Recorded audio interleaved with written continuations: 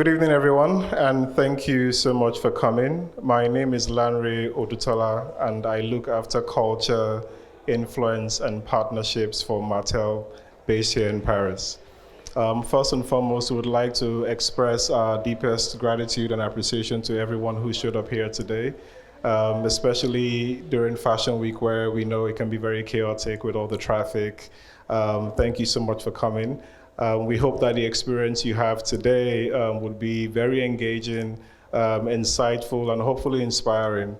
A couple of months ago, we launched the platform Afrobeats Live here in Paris, actually, with a single objective of creating a space for the voices in Afrobeats who are, I would say, tastemakers, key stakeholders, giving them an opportunity to connect, have conversations, have dialogues, and eventually chart a new course for what Afrobeats would be, essentially creating their own narrative and not the narrative being created for them, right? Our singular ambition with this was to ensure that we have these architects of culture, the people whose ideas, whose resilience, whose passion, whose commitment to driving Afrobeats to where it is today gets them to a point where they can own that narrative and really become, the spokesperson for their culture and for the genre as a whole. A couple of months ago, what we decided to do was to start off with this announcement, again, setting the tone when it comes to what Martel wants to be from a cultural perspective, looking at Afrobeats. Today, we have a panel discussion that is themed Women Shaping the Culture. And we're focusing on women today because we believe it is very pivotal, or they are very pivotal and integral to the growth of Afrobeats as we've seen it over the years. Normally, you'd often have the spotlight on the talents, on the artists who are at the front line of it, but no one often speaks about those who are behind, the real pillars, the ones who are making the engine, move and tick. And for us, it was very important to start from the root of it. And we are not just talking about women because it is nice. We obviously didn't wait till, a March to do it during Women's Day. We had a deeper reason behind it, and that's because these women are, in their own right, very, very important to where we stand today. If we look at the executives, in the boardrooms today, they're women who are calling the shots, making the business happen. We have managers who are responsible for curating and defining and guiding the lives of these artists. We have, A&Rs who are engineering the collaborations and ensuring that, the narrative about these artists are told properly. DJs curating playlists for audiences. You have promoters who are also literally putting the artists on stage. So at the end of the day, it is definitely something important for us to spotlight these women. And as a brand, we look at it from a different perspective because it is true to our heritage and true to our history. So Martel was founded 315 years ago by a young man called Jean Martel at the time in 1715. And what Jean Martel did was he built the brand or built the business for about 38 years up until 1753, where sadly he passed away. Now, in that era, just 3 centuries ago, as we can imagine, there was the height of patriarchy, as you can tell, where women were prohibited and restricted, discouraged from running businesses or from being in the rooms when it comes to politics or economics or any type of institutions whatsoever.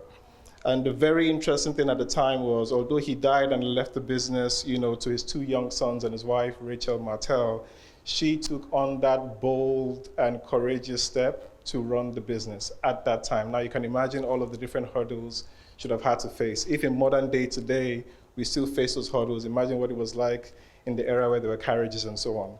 Now she did that successfully for another 22 years. Now, again, we know what it is like for women in power today. Imagine what it was like then. Successfully did it, and we can say, if not for Rachel, maybe not, we wouldn't be standing here today. So there is a lot of gratitude we have, not just for her, because it's an ode to her, but also for the women who are here. Because the moment we start to spotlight and support and create a platform for them to really speak and show the strength that they have, the better it is for us as a culture, as a movement, and as a brand. All we can do is support that movement, stay side by side with you, collaborate with you, in some cases create platforms to further fuel what you're doing. And that's the reason why it is very important for us not to wait till Women's Day in March and have this now.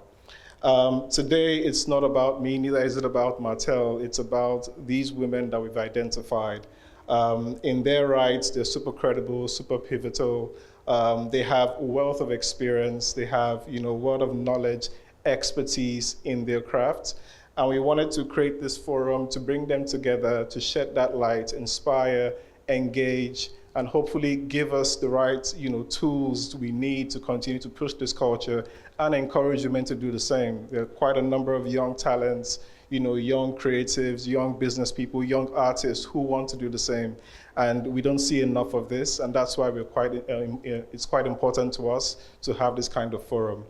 It's going to be a very interesting, episode this evening. We have 2 panel discussions and we have 1 fireside chat. But animating that is not the young man in white. It's somebody else who will be helping us bring this vision to life.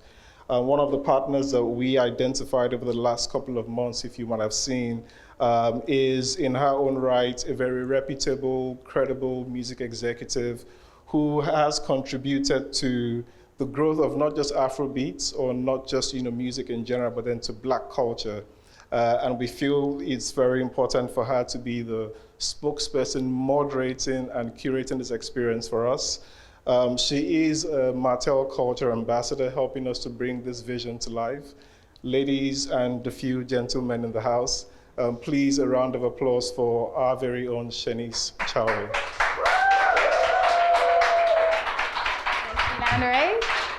Hi. How's everyone doing today? Good. We've got some amazing discussions today, which I'm super excited about. I know it's raining outside, but we're all inside, which is great. I'm going to now introduce the first panel. I think it's going to come up on the screen as well. So, Vanessa, Temi, and Tuli, where are you guys? Can we give them a round of applause? Thank you. So, yeah, where is it? You want it?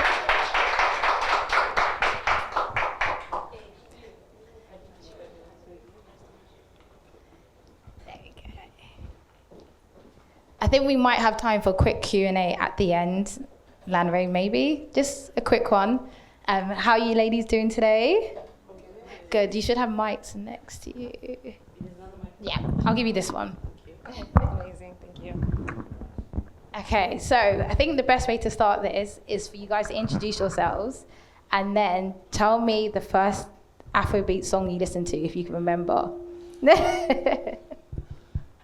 Who wants to go first? Start? Yeah, you start. Hi, everybody. My name is Tuli Kupilwe. I'm the managing director of Law Communications, which is a powerhouse from South Africa that manages amazing Amapiano artists such as DJ Maphorisa, Kabza De Small, Young Stunner, and DTRP.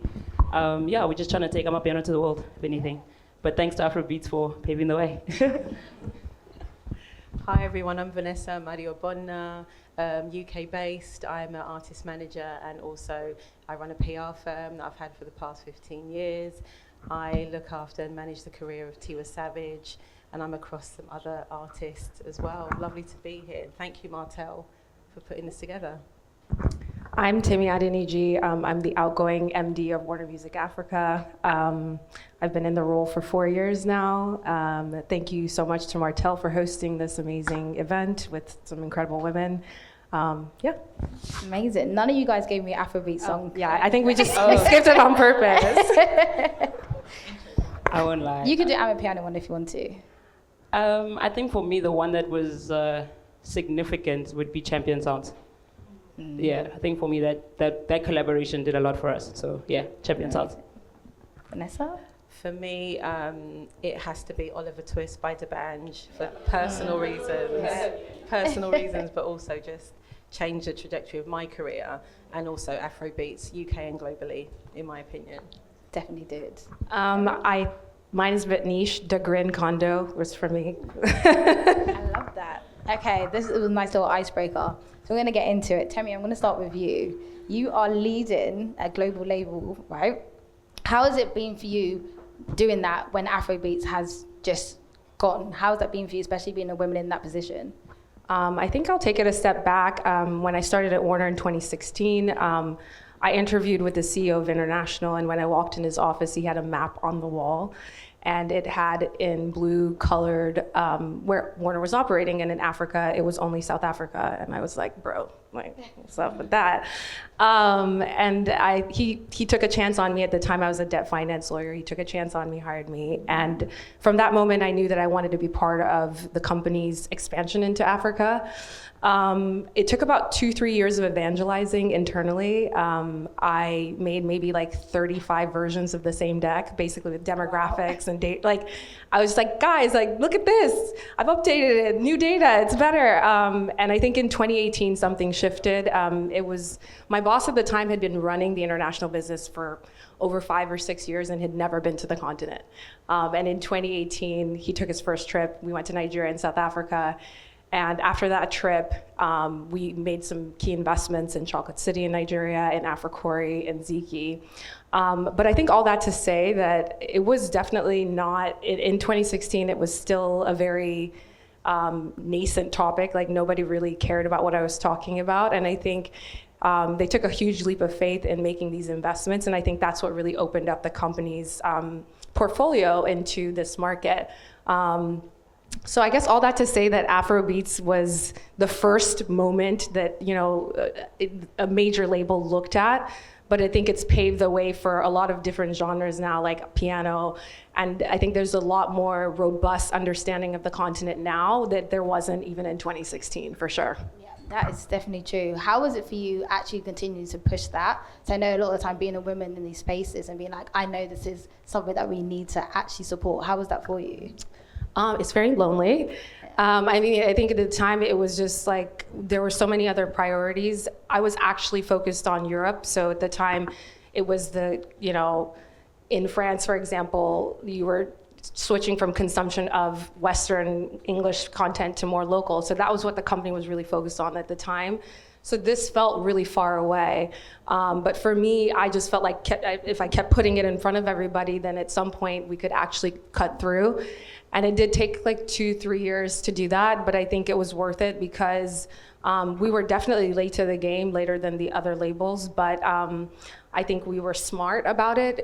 We made some accretive investments that really solidified our position, and we were able to make up a lot of ground really quickly. But yeah, that's thanks to having the data from how Afrobeats was performing, because at the end of the day, that's the language that, my stakeholders, that's the language they speak, is what are the numbers? And I think at some point they realized that there was an arbitrage opportunity here actually to sign a lot of artists or to play in this pond and actually see really huge returns. So that is the argument that got it across the line. Amazing. Vanessa, I'm going to come to you.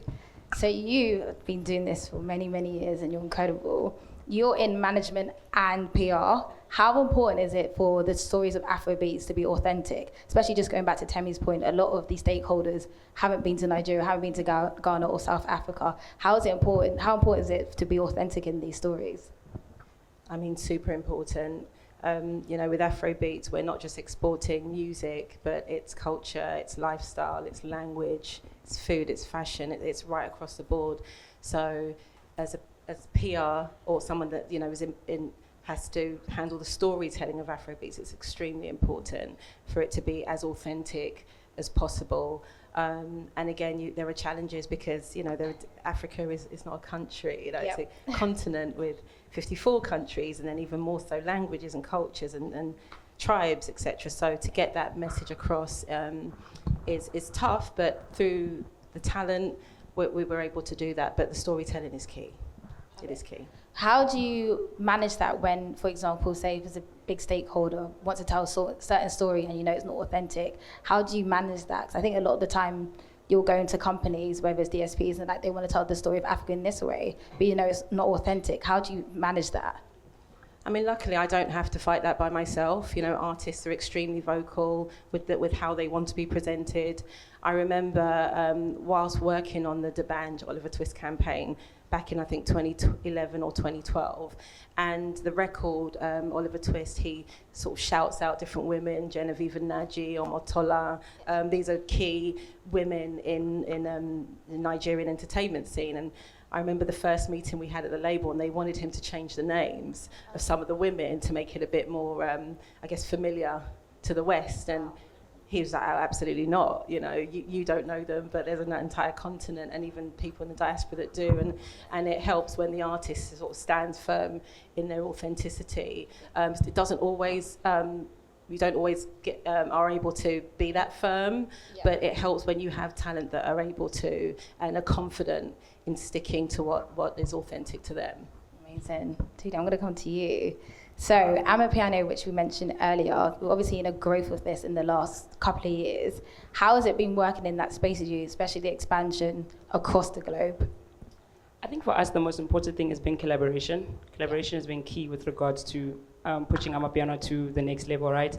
I mean, the best duo that came out of Amapiano are both two people that came together and collaborated to create, I don't want to say they created the genre, don't get me wrong, but they definitely fast-tracked it to become commercial, and that's a collaboration in itself. And then you fast-track that and you say, okay, how many songs do you know where there's 8 guys on one song? You know, that's already collaboration and storytelling on its own, you know? And that's just from a South African lens. And then you cross over and you go into Africa, the diaspora, you know, and connecting everybody. You look and you trace back where Amapiano at the end of the day it's a collection of music and sounds, right? But it's led by a sound called the lock drum, right?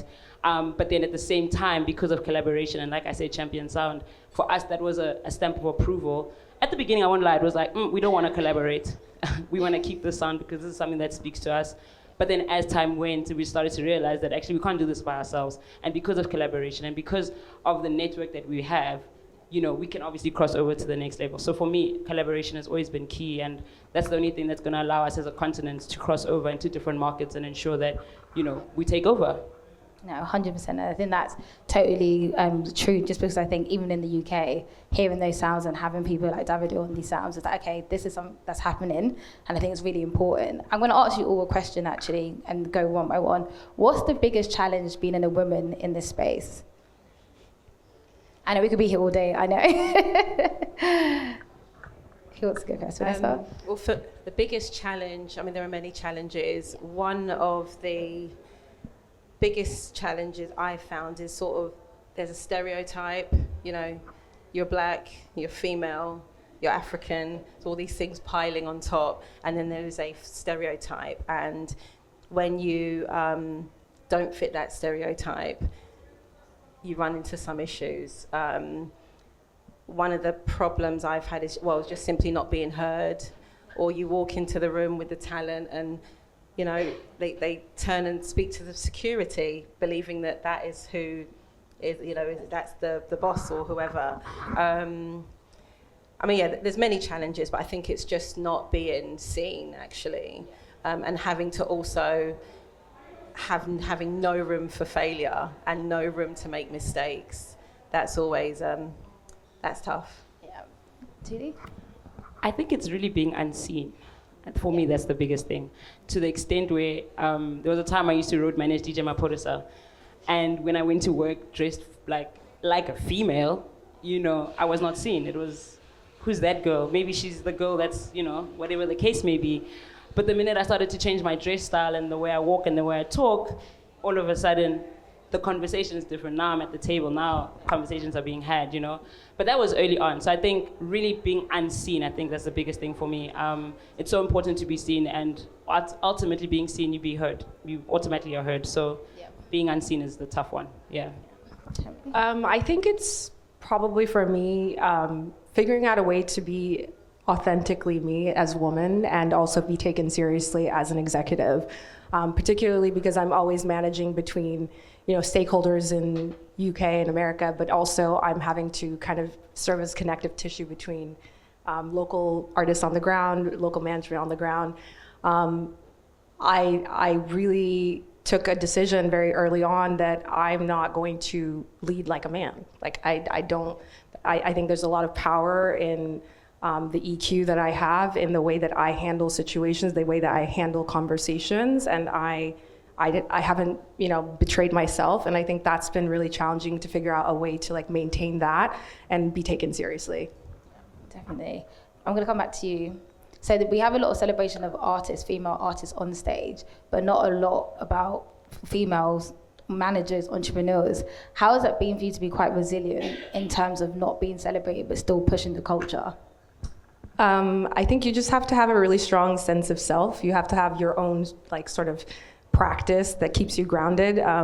For me, it's like I work out a lot. I go to the gym. That's how I remind myself that I have this muscle to like do this thing, do really hard things. I just think that when you're in these positions, everyone thinks they can do it better. And you just have to tune out the noise and really lock into like your own vision and your own perspective. And like for me, when I make decisions, I have to really fully believe in the decision, and then I do it. I don't care what the outcome is, because if I really believe in it, then I can sleep at night. So I think that practice has really helped me, because there's so many people always coming at you with their opinions and their views of what to do and how to do it. And that's not why they pay me. They don't pay me to do what other people say. They pay me to use my best judgment. 100%. Vanessa, I'm going to come to you. So managing a female Afrobeats artist is obviously completely different from a male artist. How has it been for you to keep Tiwa, for example, authentic, but also not being boxed in by stereotypes as a female artist? I mean, it's very different. I've worked on sort of both sides, male and female, and there's just a lot more judgment on the women. Again, with what I was saying before, there is the stereotype, what you're wearing, what does the makeup look like, the things that men just don't have to deal with. And then there's just more of a delve into your private life. Who are you seeing, who you're not seeing, who are your friends? There's a lot more that is considered when it comes to women. I mean, how I handle it, I try to support as much as possible away from the business side of things, just sort of positive mental health encouragement.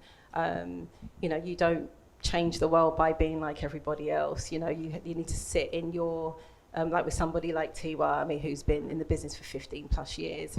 So she doesn't need much guidance from me, but she's been a good partner because we work together collaboratively. But my support, as much as it's a business side, I think it's a personal support as well, and just to be rooting, to show that you have someone in your corner, and also just fully believe in who she is and what she's trying to do career-wise. It's amazing. I think you've done that so well. Like, Tiwa's been very authentic to herself. Dude, I'm going to come to you. Do you feel like Amapiano and Afrobeats still has that authenticity now it's become more global? Definitely. Vanessa spoke about storytelling. Yeah. We have 54 countries in Africa. Yeah. We're not one country, if anything. And I think that narrative needs to change. And it really is from the storytelling. It's from how we speak, our language, how we dress, how we interact, our food. It's our fashion sense, you know what I mean? For as long as artists do not communicate that in their music, that story is going to be lost. And I think it's important that we continue to, drive those kind of conversations in the music, specifically in Amapiano. Right now, there's people that genuinely have songs that speak about their truth and how they grew up and where they're from. Whether you understand what they're saying, that's, I guess, something that you need to study and understand, right? We're in a global space where you can literally go on the internet and Google translate what the person's saying. But chances are you will hear and understand and relate. And I think relatability is so important in this space, and we all can relate to the stories that are being told. So definitely storytelling, yeah. Definitely.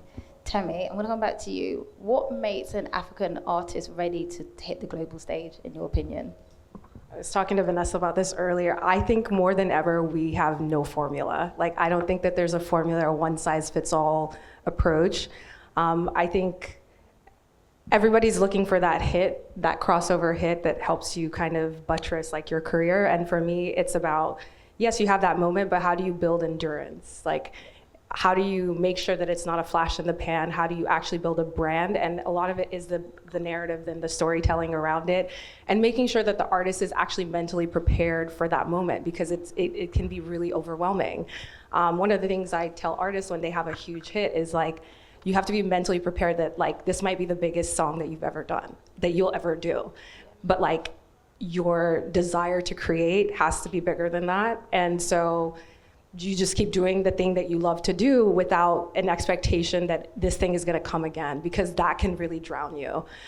So in terms of being ready, I think it's just like putting all of the steps in, in process, trying to get them media trained, trying to get them to do reps of things, do as many live shows, get better at performing. All of that stuff is so important for when that moment does come, that you are prepared. How do you manage that when that moment comes and goes for an artist? Because that can happen a lot of time and people don't know how to. Do you feel like the ecosystem or the music industry around Afrobeats is there for artists that have a big hit and then kind of don't have another one again? I mean, I think there's a bigger conversation to be had about just like how the industry is structured right now. So a lot of monetization happens outside of the continent, right? So you're always catering to a Western audience. And I have like a lot of thoughts about how that allows like neo-colonial conditions to persist, right? But that's a separate story. But I think it does relate to a situation like where there is a huge hit that's like a global success. Then you start to like subconsciously think about, I need to create for an audience that's not at home. And I think that's really hard. So I try to counsel artists that, they should continue to like do what feels right for them, what feels authentic for them when it comes to the sound. Because you can't, a lot of times you can't replicate that moment. And so if you focus on trying to get that moment again, it's like chasing smoke. Like it's much better to like just have the process of like, okay, this is what I really love is creating, and let me just like create something that feels right and put it out there. And I mean, being an artist requires vulnerability of levels that most of us will never understand.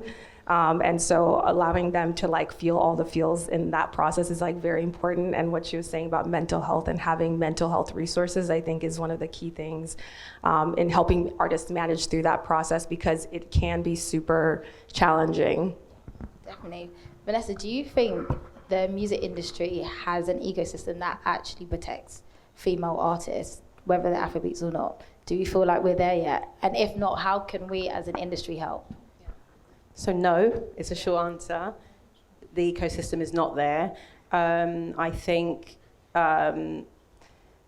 we need artist development, and right now that to me is something that's lacking. I've been in the industry for 20 years, I'm not that old, 20 years, and when I was coming up, artist development was key. I mean, you'd go to song lessons, dance lessons, sit with your A&R plan, and now it's sort of like you're doing things for TikTok and social media. And with like what Temi's saying, you have a boom and then you have the bust, and I don't believe that there is a support for talent. I think what we can do is more of things like this, where we're giving our experiences and talking about what we've seen, and sort of help the next generation to understand what can happen when you have success and maybe it doesn't follow immediately. I look at artists like Rema, who have had massive global tracks, and I'm just so inspired with the way he is just keeps transforming and testing, and almost doesn't care if you're into it or not, and sort of brings you in because he is being authentically him. And then you sort of, next minute you're jumping around in your living room singing Oziba, and where before you weren't too sure. So it's that. I guess to answer your question, there isn't the support. Yeah. We need to put the support in place, but we also need to prepare talent for the time, maybe when it's not as busy as it was for you in previous time. Definitely. I feel like artist development kind of disappeared over the last 5 years, and obviously that's when Amapiano and Afrobeat started really growing. So those sort of artists didn't have that. So I think it's definitely something for us as an industry and people in leadership roles to kind of bring that back and make sure they're being looked after. Tony, I'm going to come back to you again. How has it been in the space managing Amapiano artists? How has it been challenging for you, just because obviously it's different from Afrobeats? Do you feel like there's been any differences between the two? Definitely. I think from South Africa, if anything, we started off from a back foot, right? So Amapiano grew faster than we could catch up from a foundation phase. So managers, booking agents, label, understanding what license agreements are, all of that. We literally started from a back foot. So you have a global song that's moving, right? But in the back end, you don't have a team that understands what's going on. Going back to support, literally no support. We're literally learning as we go, from learning how to do a metadata sheet on the go because, you know, DSPs or the label wants it and you just signed a label deal that you don't understand. So if anything, I think only now we're working backwards to understand what we did in 2018 when the songs were moving, and now trying to fix that, you know? So for me, definitely, we've automatically started from a back foot. So we're trying to replicate and fix that. Yeah. We need to create more spaces, I guess, for the education. I mean, I was saying to a friend now that I don't think in South Africa we need panels. I think in South Africa we need educational platforms that enable artists and managers and booking agents and just the ecosystem to learn and understand what it is to have those elements in place, because there's no school for it. You know, you kind of learn on the go, and it would be great to have those kind of opportunities so that people can understand. But I would like to say that, you know, because of going back to collaboration, we've been able to meet people on the way and understand certain things and try and fix. So I just wish that we didn't have to start off a back foot, because if we didn't start on the back foot, I think we'd be further than where we are now. Definitely. I want to talk about something more so we can celebrate you guys. I feel like it's been a lot of challenges, but you've all been amazing in your own right. So I would love to go around with you guys to say the biggest moment of your career and why it was so important to you. Temi, it's going to start with you. Yeah, so I got appointed to this role in April 2021, and CK's Love Wanties went like crazy in August 2021, and I remember I was sitting at the US Open and I got like a text that this thing is going viral, and I was like, I don't know what this means, but this sounds really exciting. And I think at that moment I really had to switch into high gear, and I was like, okay, how do I capitalize on this moment? And immediately I had just done like a program with actually the marketing lead at Warner Music France. So I called him and I was like, I see that it's moving in France, like, do you think you can go to radio? Like, do you think you can do it? And they like never do that for songs like this. And for whatever reason, he decided to go, and we went to NRJ and we went to #1 here. And I was like, oh my God, I think this is. So I was like, okay, I see it's moving in India. So I called the MD of India and I was like, what can we do here? And like, I really want to push this. And he got behind me and he pushed it, and we got to like #1 for 16 weeks. So I think like for me, having to like put on my big girl pants really quickly, I had not led a team. I literally was coming in totally blind. And I just had to figure it out. It was like business school and all of the about like marketing, like everything all at once. But for me, I really love like fixing things, and I love getting to the bottom of it. So for me, it was like a puzzle. And it was a really insane way to start like this job, but it's one of the best memories for sure. Amazing, congratulations, Vanessa. I get asked that a few times actually, and I can't really pinpoint a moment. Yeah, not one moment. There've been a few. I was telling Adeshope earlier on, D'Banj's Oliver Twist was played on EastEnders. And for me, when it was on EastEnders, for those that know what EastEnders is, a cult British program, when it was on, that was like a real like wow moment. Having Davido and Tiwa Savage on the cover of Billboard magazine was incredible. Just to see that was huge for us, for the culture, for me personally as a PR as well. But there have been multiple moments, some that actually I haven't even been a part of, but just seeing, you know, like Thames with a record that was an Oscar-nominated record was incredible to see.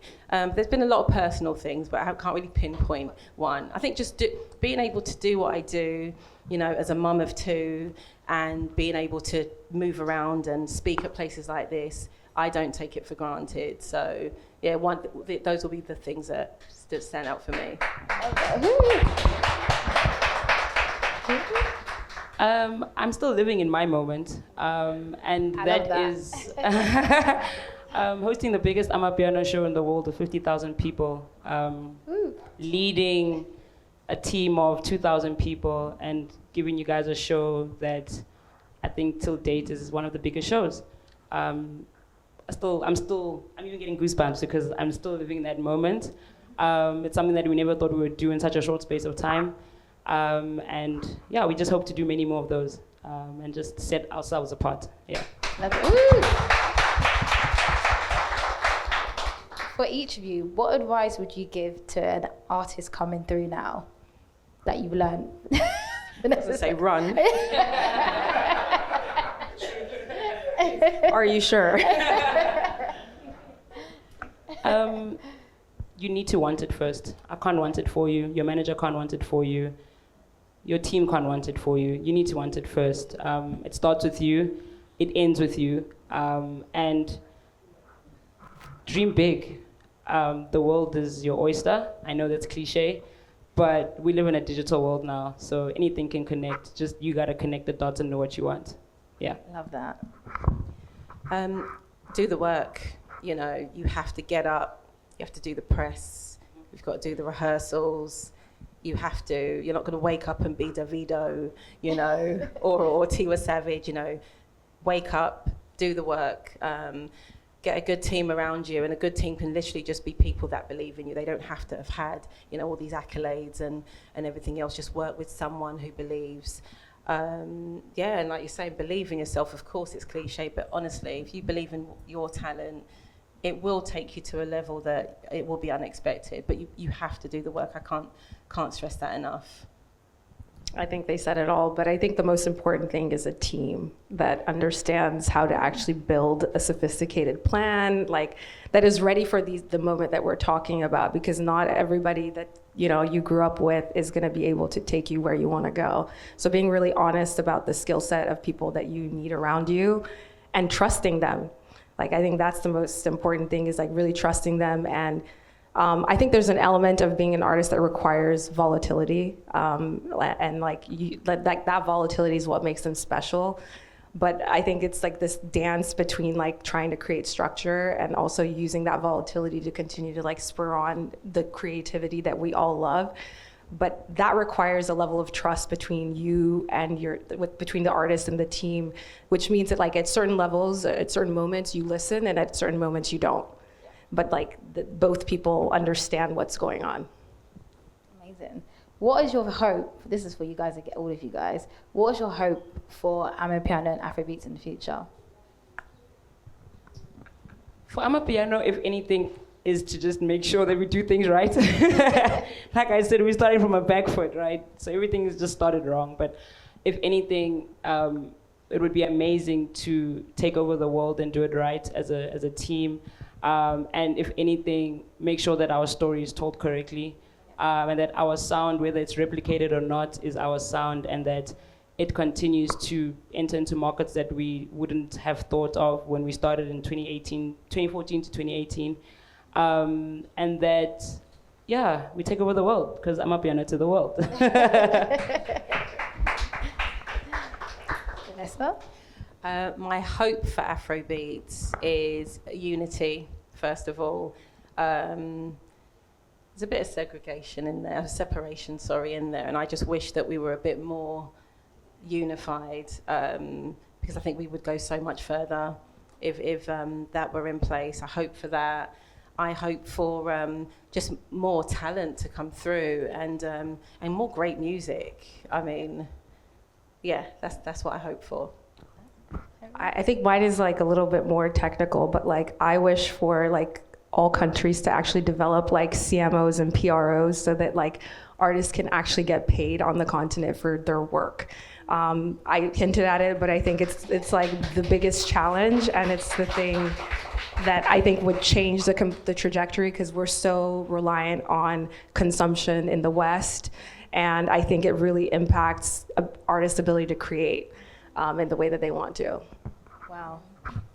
Yeah. Yeah, shout out. Actually, you're right.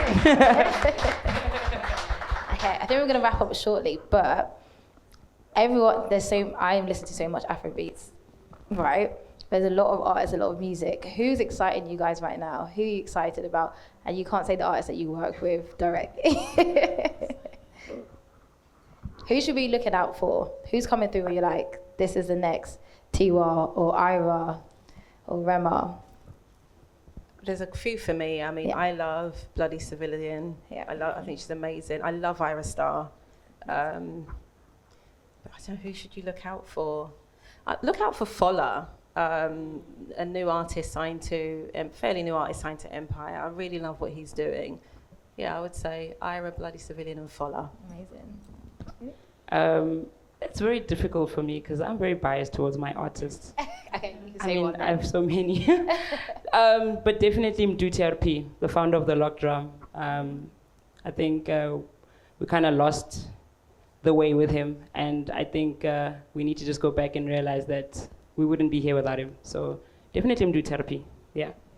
Terry? I mean, for me, it's Jazz World or Jazz Rings and Taxon. Like, I'm really into 3-step right now, so. Amazing. Thank you guys so much. Can we give our amazing panelists a round of applause?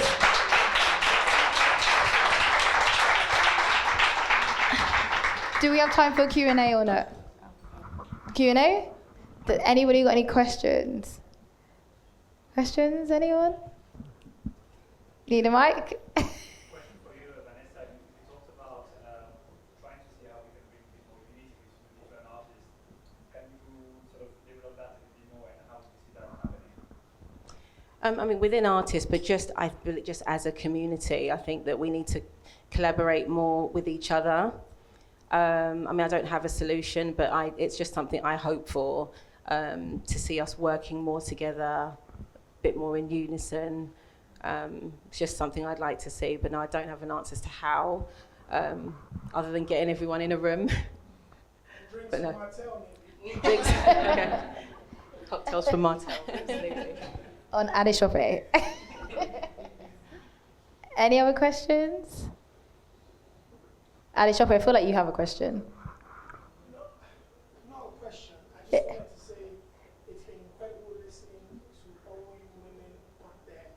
You know, this is the first time I'm hearing you speak, which is I don't speak. Ooh. So Tuli never speaks apart from just business with artists. So to hear the experience, we all saw the stadium show with the Scorpion Kings. Incredible, 50,000 please around the applause. Woo!